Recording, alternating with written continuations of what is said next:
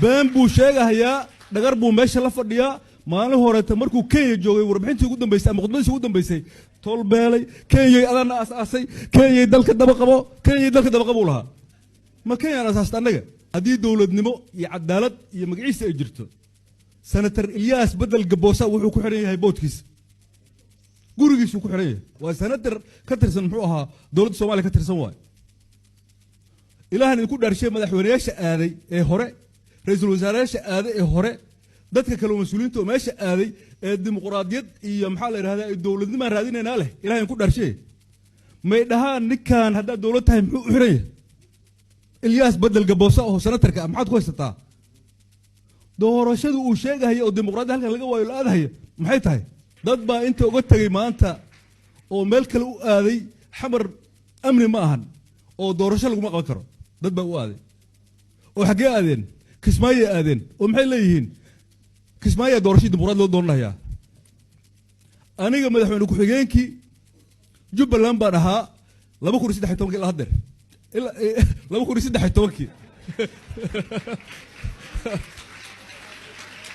2013 ayaan ahaa waxaa laga joogaa 2013 muddo 13 sano hadda laga joogaa madaxweyne Axmed Maxamed Islaam baa madaxweynaha ku xigeen baan ahaa Abdullah Yusuf Ahmed baan soo gaarnay wax yar horteed Allah u naxariistee oo madaxweyne ahaa waa tagay Shariif Sheekh Ahmed baa yimid oo xilligaas ka bacdi yimid wali Axmed oo meesha joogo waa tagay Shariif Sheekh Ahmed Xasan Sheekh Maxamuud baa yimid wali Axmed oo joogo waa tagay Xasan Sheekh Maxamuud Maxamed Cabdullaahi Farmaajo yimid waa tagay wali Axmed oo joogo Xasan Sheekh Maxamuud baa soo noqday Xasan Sheekh Maxamuud marlabaad soo noqday 2022 waa joogaa wali ninka odaga ahaa wuxuu leeyahay dimuqraadiyad iyo wuxuu ka sheekaynayaa iyo isdoorasho ka sheekaynaya oo loo aadahay Axmed Madoobe ilaahan in ku dhaarshay Soomaaliyeed ayadoo munaasabada caawan ah munaasabadaas ku sheegan laakiin dadka Soomaaliyeed in been laga gata ma ahan dimuqraadiyad halkan kama jirto doorasho kama jirto waxaan aadahay Axmed Madoobe aan la soo tashanaya oo doorasho u aadahay ninka dhahay dadka dhahayo oo dimuqraadiyad iyo doorasho raadsanaya ilaahan in ku dhaarshay taasna Soomaaliya u dhiibanaya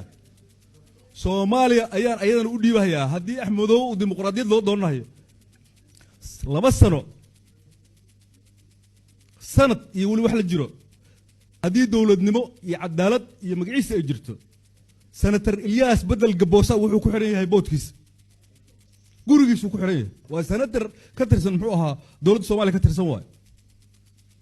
ilaahan ku dharshay madaxweynayaasha aaday ee hore ra'iisul wasaarayaasha aaday ee hore dadka kale mas'uuliyiinta oo meesha aaday ee dimuqraadiyad iyo maxaa la yiraahdaa ay dawladnimo raadinayna leh ilaahay ku dharshay may dhahaan ninkan hadda dawlad tahay muxuu u xiran yahay Ilyas Bedel Gaboosa oo senatarka maxaad ku haysataa